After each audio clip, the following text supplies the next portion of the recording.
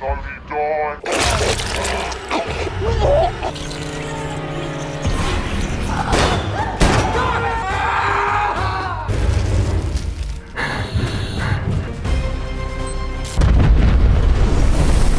1979 সালে নাসার একটি রিসার্চ স্টেশন রহস্যজনকভাবে অরবিট থেকে পৃথিবীতে আছড়ে পড়ে। পৃথিবীর বায়ুমণ্ডলে প্রবেশের সময় স্টেশনটার একটা বিশাল অংশ পুড়ে ছাই হয়ে যায়। তবে এর কিছু ধ্বংসাবশেষ পশ্চিম অস্ট্রেলিয়ার এক জনবিরল অঞ্চলে এসে পড়ে। নাসার পক্ষ থেকে এই ধ্বংসাবশেষগুলোর প্রতি কোনো আগ্রহ দেখানো না হলে দুর্ঘটনাস্থলের নিকটবর্তী গ্রামের বাসিন্দারা সেগুলোকে জাদুঘরের মতো প্রদর্শনী করে সাজিয়ে রাখতে শুরু করে, যা তাদের একটি আয়ের উৎস হিসেবেও কাজ করত। তবে এক সন্ধ্যায় সেই গ্রামে ভয়াবহ ঘটনার সূত্রপাত ঘটে এবং এক রাতের মধ্যেই ধ্বংস হয়ে যায় গোটা গ্রাম। কি ছিল এই রিসার্চ স্টেশনে? কোন রহস্য জড়িয়ে রয়েছে এই গ্রামের ধ্বংসের পিছনে? তো চলো শুরু করা যাক সদ্য মুক্তিপ্রাপ্ত হরর সাইফাই মুভি কোল্ড স্টোরেজের এক্সপ্ল্যানেশন। সালটা 2007। এক মাঝবয়সী লোক রাতের গভীরে পশ্চিম অস্ট্রেলিয়ার এক গ্রামের পথ ধরে প্রচণ্ড আতঙ্কে একটা ফোন বুথের সামনে আসে। অত্যন্ত দ্রুততার সাথে কল করে রোমের বায়োকেমিস্ট ডক্টর মার্টিন্সকে, যে নাসার সাথে যুক্ত আছে।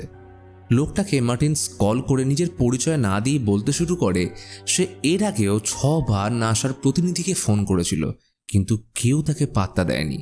তবে এইবার যদি মার্টিন্স তার কথা শুনে দ্রুত ব্যবস্থা না নেয় তাহলে তাদের গ্রাম শেষ হয়ে যাবে। কারণ 1970-এর দশকে মহাকাশের এক মিশনের সময় নাসার কোনো একটা ট্যাঙ্ক পশ্চিম অস্ট্রেলিয়ার এই গ্রামে এসে পড়েছিল এবং এত বছর পর সেই ট্যাঙ্ক থেকে অদ্ভুত কিছু একটা বেরিয়ে আসায় গ্রামের মানুষ অসুস্থ হয়ে শেষ হয়ে যাচ্ছে। মার্টিন্স তাকে তার ঠিকানা জিজ্ঞেস করলে সে ঠিকানা বলার আগেই তার শরীর প্রচণ্ড খারাপ হয়ে পড়লে সেও কিছুক্ষণের মধ্যে শেষ হয়ে যায়। ইতালি থেকে মার্টিন্স পরের দিন পেন্টাগনের অপারেটিভ রবার্ট কুইন ও ট্রিনি রোমানের সাথে পশ্চিম অস্ট্রেলিয়ার লোকটার বলা ঠিকানায় পৌঁছয়। মার্টিন্স জানায় 1979 সালে নাসার এক মিশনের সময় স্কাইল্যাব নামের একটা স্পেস স্টেশন পৃথিবীতে আছড়ে পড়ে, যার মধ্যে ছিল এক সংক্রামক ছত্রাক যা মহাকাশে গবেষণার জন্য পাঠানো হয়েছিল। কিন্তু মিশন সফল না হওয়ায় সংক্রমণ বন্ধ করার জন্য স্কাইল্যাব স্পেস স্টেশনের সব ট্যাঙ্ক ধ্বংস করে দেওয়া হয়। তবে একটা ট্যাঙ্কের হদিশ তারা সেই সময় পায়নি। মার্টিন্স মনে করে ওই ট্যাঙ্ক পশ্চিম অস্ট্রেলিয়ার এই গ্রামে এসে পড়ায় সবাই অসুস্থ হতে শুরু করেছে। তাই সংক্রমণ রুখতে হ্যাজম্যাট স্যুট পরে ট্যাঙ্কটাকে খুঁজতে গ্রামের ভিতরে প্রবেশ করলে দেখে গোটা গ্রামে রয়েছে মাত্র 14টা ঘর আর 12টা গাড়ি, কিন্তু পুরো গ্রাম ধুধু করছে। দূর দূরান্তেও কোনো মানুষের চিহ্ন মাত্র নেই। তাই ছোট্ট জনশূন্য গ্রামে তাদের ট্যাঙ্কটা খুঁজে পেতে দেরি হয় না। মার্টিন্স ট্যাঙ্কের কাছাকাছি গেলে দেখে একজন কৃষক ট্যাঙ্ক নিয়ে নিজের মতো করে একটা ছোট্ট স্কাইল্যাব মিউজিয়াম তৈরি করেছে, যেখানে রয়েছে ট্যাঙ্ক ও স্কাইল্যাব স্পেস স্টেশন সংক্রান্ত বিভিন্ন আর্টিকেল। এমনকি লক্ষ্য করে যে তারা নিয়মিত ট্যাঙ্ক পরিষ্কার করত, আর হয়তো এটা পরিষ্কার করতে গিয়ে ভুলবশত মিউটেড ফাঙ্গাস কোনোভাবে এই ট্যাঙ্ক থেকে বেরিয়ে এসে সবাইকে সংক্রামিত করেছে। মার্টিন্স ট্যাঙ্ক থেকে নমুনা সংগ্রহ করতে গেলে দেখে ফাঙ্গাসগুলো এখনো জীবিত এবং খুব দ্রুত মুভ করছে। সেগুলোকে পরীক্ষা করতে ট্যাঙ্কের আরেকটু কাছাকাছি এলে একটা ফাঙ্গাসের অংশ তার বুট গলিয়ে পায়ের ভিতরে প্রবেশ করে অজান্তেই তাকে সংক্রামিত করে দেয়। তখনই রোমানো গাড়ির ছাদে উঠলে খুঁজে পায় একটা দেহ। তারা এই ভয়ঙ্কর অবস্থা থেকে বুঝতে পারে ফাঙ্গাসটা কতটা মারাত্মক এবং সংক্রামক। তবে এর চেয়েও ভয়ঙ্কর কিছু দেখা তাদের বাকি। রবার্ট লক্ষ্য করে যে শুধু এই মানুষটারই অবস্থা এমন নয়, বরং গ্রামের প্রতিটা বাড়ির ছাদে পড়ে রয়েছে এই রকমই দেহ। দেখে মনে হচ্ছিল যেন ফাঙ্গাসটা সবাইকে ছাদে নিয়ে এসে তারা নিজেরাই ফেটে একের পর এক শেষ হয়ে গেছে। মার্টিন্স বুঝতে পারে ফাঙ্গাসটা সময়ের সাথে আরও ছড়িয়ে পড়তে পারে, তাই দ্রুত নমুনা সংগ্রহ করে সেটাকে কন্টেনারে মজুত করে রাখে। এমন সময় তার শরীর হঠাৎ খারাপ করতে শুরু করে, কারণ তার পায়ে ফাঙ্গাসের যে অংশ প্রবেশ করেছিল সেটা এখন তার শরীরের ভিতর দিয়ে নিজের কাজ করতে শুরু করে দিয়েছে। তাই দ্রুত গ্রাম থেকে বেরিয়ে গাড়ির দিকে এগোতে থাকলে আচমকা মার্টিন্সের শরীর আরও খারাপ হয়ে যায়। বুঝতে পারে সেও ফাঙ্গাসের সংক্রামিত এবং সে যদি রবার্ট ও রোমানের আশেপাশে থাকে তাহলে হয়তো তারাও সংক্রামিত হয়ে যাবে। তাই রোমানও তাকে মারতে না চাইলে মার্টিন্স একাই গাড়ি নিয়ে পালানোর চেষ্টা করে। তবে কিছু একটা ভেবে সে না পালিয়ে গাড়ি থেকে নেমে বাকি দুজনকে বাঁচাতে রোমানোর বন্দুক কেড়ে নিজেকেই শেষ করে দেয়। এখন সময় অনেক দেরি হয়ে গেছে, যত তাড়াতাড়ি সম্ভব ট্যাঙ্ক সহ পুরো গ্রাম জ্বালিয়ে দিতে হবে। তাই সেনাবাহিনী এসে সবকিছু ধ্বংস করে দেয় এবং মার্টিন্সের সংগ্রহ করা নমুনাটি নিয়ে পশ্চিম অস্ট্রেলিয়া থেকে আমেরিকার কানসাসের সরকারি অ্যাটিসন স্টোরেজ ফ্যাসিলিটির একটা ভূগর্ভস্থ ভল্টে নিয়ে আসলে সরকার সেই ভল্ট সিল করে জায়গাটাকে সেলফ স্টোরেজ কোম্পানিকে ভাড়া দেয়। ফলে সেইখানে এখন বানানো হয়েছে একটা স্টোরেজ ইউনিট, যেখানে মানুষ তাদের পুরনো জিনিসপত্র মজুত করে রাখে এবং প্রয়োজন মতে দেখতেও আসতে পারে। এরপর কেটে যায় 18টা বছর। বর্তমান সময়ে স্টোরেজ ইউনিটে নাইট শিফটে সিকিউরিটি গার্ডের কাজ করে ট্র্যাভিস ও নাওমি। আজ ট্র্যাভিস কাজে এলে কোম্পানির ম্যানেজার গ্রিফিন তাকে বলে রাতে সে যখন পাহারা দেবে তখন ঘুমিয়ে যাওয়ার বাহানায় সে যেন তাকে এবং তার কয়েকজন বন্ধুকে স্টোরেজে ঢুকতে দেয়। তাদের উদ্দেশ্য স্টোরেজে মজুদ অনেকগুলো টিভি চুরি করা আর সাথে ট্রাভিসকেও কিছু ভাগ দেবে। তবে ট্রাভিস কোম্পানিকে ধোঁকা দিতে পারবে না, তাই সে তাকে সাহায্য করতে রাজি না হলে গ্রিফিন তাকে কাজ থেকে বের করার হুমকি দিয়ে বেরিয়ে যায়। রাত হয়ে এলে রুনি নামের এক বয়স্ক মহিলা স্টোরেজ রুমের চাবি নিয়ে সেখানে যায়, কারণ আজ তার বিবাহ বার্ষিকী এবং সে এই বিশেষ দিনে চায় যে পুরনো কিছু স্মৃতি আরেকবার অনুভব করতে। সে তার স্টোরেজ রুমে পৌঁছলে তার মৃত স্বামীর একটা পুরনো ফটোগ্রাফের দিকে তাকিয়ে তাকে বিবাহবার্ষিকীর শুভেচ্ছা জানিয়ে তুলে নেয় একটা বন্দুক, যেটাকে সে এইখানে লুকিয়ে রেখেছিল। আসলে রুনি এইখানে পুরনো স্মৃতি অনুভব করতে আসেনি, বরং একাকিত্বে ভরা জীবন থেকে মুক্তি পেয়ে স্বর্গে অপেক্ষারত তার স্বামীর সাথে দেখা করতে এসছে। তবে তখনই হঠাৎ মনে হয় মারা যাওয়ার আগে একবার শেষবারের মতো ঘুমিয়ে নেওয়া যাক।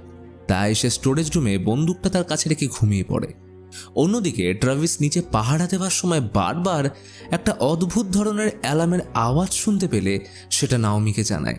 তবে নাওমি আসার পর একবারও অ্যালার্মের আওয়াজ শুনতে পায় না, তাই ট্রাভিসের কথায় ওর বিশ্বাস হয় না। তবে একটু পরে সে আওয়াজটা শুনতে পেলে তার ট্রাভিসের কথায় বিশ্বাস হলে দুজন লেগে পড়ে শব্দের উৎস খুঁজতে। কিছুক্ষণের মধ্যেই তারা শব্দের উৎস খুঁজে পায় এবং তারা বুঝতে পারে শব্দটা একটা দেওয়ালের পিছন থেকে আসছে। তবে কিভাবে সেইটা তারা বুঝতে পারে না, তাই নাওমি ট্রাভিসকে জানায় যে তাদের উচিত দেওয়াল ভেঙে শব্দের আসল উৎস আবিষ্কার করা। ওদিকে 18 বছর পেরিয়ে গেলেও রবার্ট এখনো সুরক্ষিত আছে। মানে মার্টিন্স সেদিন মারা গেলেও সে এবং রোমানো ফাঙ্গাসে সংক্রামিত হয়নি। এখন সে থাকে নর্থ ক্যালিফোর্নিয়া। তখন মধ্যরাত, সে ঘুমিয়েছিল। হঠাৎ কল আসলো একজন মিলিটারি অফিসারের, যে নিজেকে অ্যাবিগেল নামের পরিচয় দেয়। কিন্তু সে প্রথমে কল কেটে দিল। পরক্ষণে রবার্ট তার সিক্রেট ফোন থেকে অ্যাবিগেলকে কল করে, কারণ সে নিশ্চয়ই দেশের নিরাপত্তাজনিত গোপন বিষয় নিয়ে কথা বলবে। অ্যাবিগেল জানায় যে 2007-এ তারা কোল্ড ভল্টে যে ফাঙ্গাসের নমুনাটি সিল করে রেখেছিল সেইখানে তারা এমার্জেন্সি অ্যালার্টের মাধ্যমে রাত 3:14 নাগাদ কিছু নড়াচড়া করতে লক্ষ্য করেছে। তারা সন্দেহ করছে হয়তো কেউ ভল্টের কাছাকাছি গেছে বা সেইখানে কোনো গন্ডগোল হয়েছে। ফাঙ্গাসটা এতটাই মারাত্মক যে একবার ছড়িয়ে পড়লে পুরো দেশ শেষ হয়ে যাবে। রবার্ট জানায় সে এর আগে অনেকবার ভল্টের নমুনা ঠিকঠাক আছে কিনা খোঁজ নিয়ে দেখেছে, তবে কোনোবার এইরকম খবর সে পায়নি। এইবার হয়তো তাপমাত্রা পরিবর্তনের জন্যই ভল্টে অসঙ্গতি দেখা গেছে। তাই রবার্ট ঠিক করে সে নিজেই যাবে, কারণ সে আগে থেকেই ফাঙ্গাসের প্রকৃতি ও প্রতিরোধের সম্পর্কে জানে। 90 মিনিটের মধ্যেই সে কানসাসে পৌঁছে যাবে এবং সে যত দ্রুত সম্ভব পরিস্থিতি স্বাভাবিক করে তুলবে। এইদিকে ট্রাভিস ও নাওমি ততক্ষণে দেওয়ালটা ভেঙে ওই পারে গেলে দেখে সেইখানে রয়েছে অনেকগুলো তাপমাত্রা পরিমাপের মেশিন এবং ভিতরে রয়েছে স্টোরেজ ল্যাবের একটা ম্যাপ। অতঃপর ম্যাপ অনুযায়ী দুইজনেই ল্যাব খোঁজার জন্য বেরিয়ে পড়লে কিছুক্ষণের মধ্যে ম্যাপে থাকা রুমটা তারা খুঁজে পেয়ে যায়। রুমে প্রবেশ করলে তারা খুঁজে পায় বিভিন্ন মিলিটারি জিনিসপত্র, স্পেশাল স্যুট, প্রিন্টিং মেশিন এবং তখনই তারা আরও একবার অ্যালার্মের আওয়াজটা শুনতে পেয়ে সেদিকে গেলে খুঁজে পায় রুম থেকে ল্যাবে যাওয়ার গোপন সিঁড়ি এবং তাদের বুঝতে অসুবিধা হয় না যে আওয়াজটা ল্যাব থেকেই আসছে। তবে সিঁড়িটা মাটি থেকে কয়েকশো ফুট নিচ অবধি চলে গেছে। তাও ট্রাভিস ও নাওমি বিপদ উপেক্ষা করে সিঁড়ি বেয়ে নামতে শুরু করে। অপরদিকে নাওমির প্রাক্তন প্রেমিক মাইক আগে একবার শিপ চলাকালীন কল করেছিল, কারণ সম্পর্ক নিয়ে তাদের আরও একবার বিবেচনা করে দেখা উচিত বলে মনে হয়। তবে নাওমি তার সাথে ভালো করে কথা না বললে সে এখন এসে উপস্থিত হয়েছে স্টোরেজের বাইরে। সে বারবার নাওমিকে কল করতে থাকে, তবে সে ফোন তোলে না। এমন সময় তার গাড়ির ডিকি থেকে অদ্ভুত আওয়াজ শুনতে পায়। আসলে মাইক রাগের মাথায় তার বিড়ালটিকে মেরে ডিকির মধ্যে ভরে রেখেছিল, কিন্তু মাইক এইটা বুঝতে পারে না যে বিড়ালটা এখন কিভাবে জীবন্ত হয়ে উঠল। সে সে ডিকি খুলে তার পোষ্য বিড়ালটাকে আরেকবার জীবন্ত দেখে প্রচণ্ড খুশি হয়, কিন্তু সেই মুহূর্তে বিড়ালটা হিংস্র হয়ে ডিকি থেকে পালিয়ে একটা অ্যান্টেনার উপর উঠে মাইক কিছু করার আগেই সে নিজেকে শেষ করে দেয়। ফলে ওই বিড়ালটা রক্ত ছিটকে গিয়ে পড়ে মাইক ও আরেকটা হরিণের মুখে। আসলে বিড়ালটা কোনোভাবে ফাঙ্গাসে সংক্রামিত হয়েছিল এবং এখন মাইক ও হরিণটাও একই ফাঙ্গাসে সংক্রামিত। ফলে তাদের শরীরে শুরু হয় অদ্ভুত সব প্রতিক্রিয়া। এদিকে নাওমি ও ট্রাভিস ইতিমধ্যে মাটি থেকে প্রায় 500 মিটার নিচে ল্যাবে নেমে এসছে। তারা ল্যাবে পৌঁছলে খুঁজে পায় একটা লকার এবং সেটা খুললে তার ভিতরে দেখে আরেকটা লকার রয়েছে। তবে তারা দ্বিতীয় লকারটা কিছুতেই খুলতে পারে না, কারণ এটা মিলিটারিদের বিশেষ অ্যাক্সেস ছাড়া খোলা সম্ভব নয়। আসলে এইটা ছিল সেই কোল্ড ভল্ট যেখানে রবার্ট ফাঙ্গাসের নমুনাটি সিল করে রেখেছিল। এমন সময় তারা ভল্টের মধ্যে থেকে অ্যালার্মের আওয়াজ শুনতে পেলে বুঝতে পারে যে আওয়াজটা এইখান থেকে আসছিল এবং অ্যালার্মের আওয়াজের জন্য অ্যাবিগেল এইখানে অসঙ্গতি টের পেয়েছে। তো শব্দের উৎস খুঁজে বের করা ছিল তাদের প্রাথমিক উদ্দেশ্য। তাই কাজ শেষ হয়ে যাওয়ায় তারা ফিরে যেতে চাইলে তখনই কানে আসে আরেকটা শব্দ। তারা লক্ষ্য করে ভল্টের পাশে রয়েছে অনেকগুলো সংক্রামিত ইঁদুর, যারা একে অপরের সাথে বিকৃতভাবে জুড়ে একে অপরকে খাচ্ছে। ট্রাভিস ও নাওমি লক্ষ্য করে যে শুধু ইঁদুরেই নয়, বরং পুরো ভল্টের চারপাশে ছড়িয়ে রয়েছে অসংখ্য ছত্রাক। ট্রাভিস জানে এখানে বেশিক্ষণ থাকা সেফ নয়, তাই সে নাওমিকে নিয়ে দ্রুত ভল্ট থেকে বেরিয়ে উপরে স্টোরেজের দিকে যেতে শুরু করে। অপরদিকে স্টোরেজের বাইরে সংক্রামিত মাইক ইতিমধ্যে রিয়্যাক্ট করতে শুরু করেছে এবং সে আরো হিংস্র হয়ে উঠছে। তাকে যেভাবেই হোক এখন নাওমিকে মেরে ফেলতে হবে, তাই সে বন্দুক নিয়ে প্রবেশ করে স্টোরেজে। তবে সে একা নয়, তার সাথে স্টোরেজে প্রবেশ করেছে সেই সংক্রামিত হরিণটা। এইদিকে রবার্ট কানসাসের উদ্দেশ্যে রওনা দিলে তখনই তার কাছে কল আসে অ্যাবিগেলের। সে অ্যাবিগেলকে বলে রোমানোকে ফোন করে পুরোটা জানাতে, কারণ রবার্টের মতোই সেও ফাঙ্গাসের ব্যাপারে সবকিছু জানে এবং তার কাছে একটা ডিভাইস আছে যা এখন তাদের খুবই দরকার। নাওমি ও ট্রাভিস এতক্ষণে উপরের তলায় ফিরে আসলে দেখে স্টোরেজের ভিতরে ঘোরাঘুরি করছে একটা বড় হরিণ, যদিও তারা এখনো জানে না যে হরিণটাও সংক্রামিত। তবে এখন প্রশ্ন হচ্ছে, এত সাবধানতা ও মাটির নিচে এত ফাঙ্গাসের স্যাম্পল থাকা সত্ত্বেও এটা কিভাবে মাইকের বিড়াল অবধি পৌঁছলো? আসলে বেশ কয়েক ঘন্টা আগে ভল্টের তাপমাত্রা হঠাৎ বেড়ে যাওয়ায় ফাঙ্গাসটা ছড়াতে শুরু করে এবং একটা তেলাপোকা ওই সময় ভল্টের কাছাকাছি থাকলে প্রথমে সে সংক্রামিত হয় এবং তারপর শিকার হয় একটা ইঁদুর। তবে সেটা এইখানেই থেমে থাকে না, কারণ পরে তেলাপোকাটা উপরে উঠে স্টোরেজের বাইরে চলে গেলে সেটা ভুলবশত চলে আসে মাইকের গাড়ির চাকার তলায় এবং তেলাপোকার রক্ত গাড়ির ডিকিতে ঢুকে তার মৃত বিড়ালকে সংক্রামিত করে। অন্যদিকে হরিণটা এখন লিফটে করে উপরের দিকে যেতে থাকলে নাওমি ও ট্রাভিস উপরে এসে দেখে হরিণটা নিজেকে শেষ করার জন্য যাচ্ছে। তবে তখনই সে নাওমি ও ট্রাভিসকে লক্ষ্য করলে তাড়া করতে শুরু করে। ওরা কোনোভাবে দেওয়ালের পিছনে লুকিয়ে যায়, তবে হরিণটা তাদের কাছাকাছি আসার আগেই শেষ হয়ে যায়। হরিণটার অবস্থা দেখে দুজনেই প্রচণ্ড ভয় পেয়ে গেছে, কিন্তু তখনই উপরে এসে হাজির হয় মাইক। তার মুখ এখন ফ্যাকাশে ও বিকৃত। সে কিছু বুঝে ওঠার আগেই নাওমিকে মারার চেষ্টা করে, তবে সংক্রমণের কারণে তার হাত পা ঠিকঠাকভাবে কাজ না করলে সে লক্ষ্যভ্রষ্ট হয় এবং এই সুযোগে নাওমি ট্রাভিসকে নিয়ে পালিয়ে যায়। তবে মাইকও থেমে থাকে না, সেও ক্রমাগত গুলি চালাতে থাকে। তবে একদম সঠিক সময়ে ট্রাভিস ও নাওমি মাইকের হাত থেকে বেঁচে একটা স্টোরেজ রুমে আশ্রয় নিয়ে লুকিয়ে পড়ে এবং মিলিটারিকে ফোন করে তাদের বিপদের কথা জানায়। ইতিমধ্যে রবার্ট ও কানসাসে পৌঁছলে তাদের নিতে হাজির হয় রোমানো। রবার্ট তার সাথে স্টোরেজের দিকে রওনা দিলে ফোন আসে অ্যাবিগেলের। সে রবার্টকে জানায় স্টোরেজের মধ্যে দুজন সিভিলিয়ান আটকে গেছে এবং ফাঙ্গাস ইতিমধ্যেই ছড়াতে শুরু করে দিয়েছে। আসলে ওই সিভিলিয়ানদের দুজন ছিল এই নাওমি আর ট্রাভিস। তাই অ্যাবিগেল রবার্টের সাথে তাদের যোগাযোগ করালে নাওমি তাদের পুরো ব্যাপারটা জানালে রবার্ট তাদের সাবধান করে দেয় যে তারা যেন কোনোভাবেই মাইক বা মৃত হরিণের সংস্পর্শে না যায়, কারণ এইটা মূলত স্পর্শের মাধ্যমেই ছড়ায়। এছাড়াও তারা যেন আর কাউকে ফোন না করে। যদি কোনো বিপদ হয় তাহলে শুধু রবার্টকেই যেন জানায়, কারণ সে এর আগেও এই রকম পরিস্থিতি সামলেছে। তারা 40 মিনিটের মধ্যে স্টোরেজ ইউনিটে রিচ করবে জানিয়ে কলটা কেটে দেয় আর ততক্ষণ তাদের দুজনকে লুকিয়ে থাকতে বলে। এদিকে নাওমি ও ট্রাভিস এখনও স্টোরেজ রুমের মধ্যে নিজেদের বন্ধ করে রেখেছে, কারণ বাইরে তাদের জন্য ওত পেতে বসে আছে মাইক। তারা বাইরে গেলে তাকে শেষ করে দেবে। তখনই কিছু একটা আওয়াজ হলে ট্রাভিস ভাবে রবার্ট হয়তো ইতিমধ্যে চলে এসছে উদ্ধার করতে। তাই ওরা জানলা দিয়ে দেখলে লক্ষ্য করে যে এটা রবার্ট নয় বরং গ্রিফিন। সে বাইকার গ্যাং নিয়ে তার পূর্ব পরিকল্পনা মতো স্টোরেজ ইউনিটে চুরি করতে এসছে। গ্রিফিন তার গ্যাং নিয়ে স্টোরেজের ভিতরে ঢুকলে সে প্রথমেই দরজার সামনে দেখতে পায় হরিণটার দেহ। সে বুঝতে পারে না যে এইখানে কি হয়েছিল। তখনই সে লক্ষ্য করে দেওয়ালের ফাটলটা। সাথে সাথে গ্রিফিন ট্রাভিসের থেকে ওয়াকির মাধ্যমে জানতে চায় যে এখানে কি হয়েছিল। ট্রাভিস তাদের সতর্ক করে বলে যে এখান থেকে বেরিয়ে যাও। তবে গ্রিফিন ও তার দল ট্রাভিসের কথা না শুনে চলে যায় স্টোরেজ রুমের টিভি চুরি করতে। অন্যদিকে রবার্ট রোমানো থেকে বিশেষ ডিভাইসটি নিয়ে রওনা দেয় স্টোরেজ ইউনিটের দিকে। এরই মাঝে ট্রাভিসের নজর পড়ে যে গ্রিফিনের দলবল আসার সাথে সাথেই মাইক পিছু করতে শুরু করেছে, অর্থাৎ তারা এখন বিপদে। এর আগে গ্রিফিন যতই তাদের কথা না শুনুক, কিন্তু তাও ট্রাভিস তাদের বাঁচাতে চায়।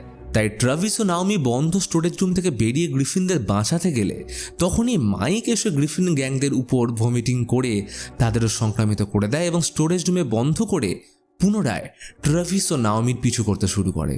কিন্তু তখনই এই চিৎকার ও গোলাগুলির শব্দে রুনি জেগে উঠে মাইককে শেষ করতে গেলে সে হঠাৎ করেই শেষ হয়ে যায় এবং ট্রাভিস রুনির হাত থেকে বন্দুকটা নিয়ে তাকে একটা সুরক্ষিত জায়গায় পাঠিয়ে দেয়।